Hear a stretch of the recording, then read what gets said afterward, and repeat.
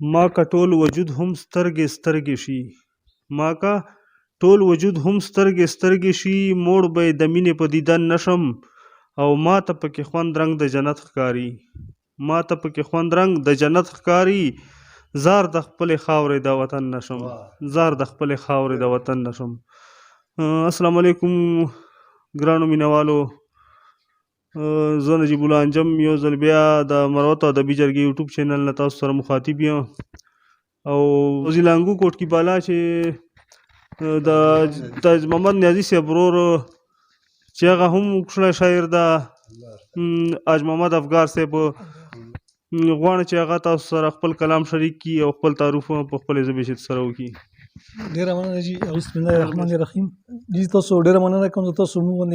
غریب کلي ته او غریب وجود ته تشریف راوړل او ډېره مننه تاسو نه. ما جي خپل نوم حاج محمد ده او تخلص مانګار ده د هنګو کوټ کې بالا سره تعلق لرم او بس شعر و شاعري سره څه به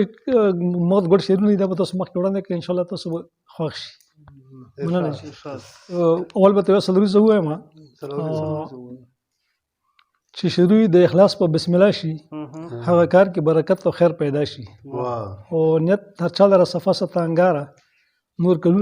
نور کارونه به په امر د الله شي. د دې یو غزل ده څومره په چل او په هنر مې وجني څومره په چل او په هنر مې وجني په مینه مینه خوږ نظر مې وجني او نه مې خپل غم او نه خدای ته پرېږدي نه مې خپل غم او نه خدای ته پرېږدي په محرم او په اختر مې وجني او نظم که زما اخر چرته لاړ شم نظم که زما اخر چرته لاړ شم د کور دننه او بهر مې وجني او ځان له د امن چرته ځای ګورم ځان له د امن چرته ځای ګورم دلته په سمه او په غر مې وجني او یوازې زه په ځان خفه نه یم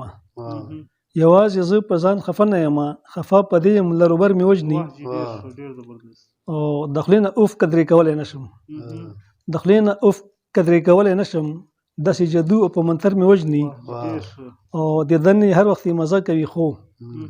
د دنې هر وخت مزه کوي خو په تیره تیره مازدیګر مې وجني او انګاره مه کوه ګیلې د پردو انګاره مه کوه ګیلې د پردو ما د خپل کلي په رهبر مې وجني.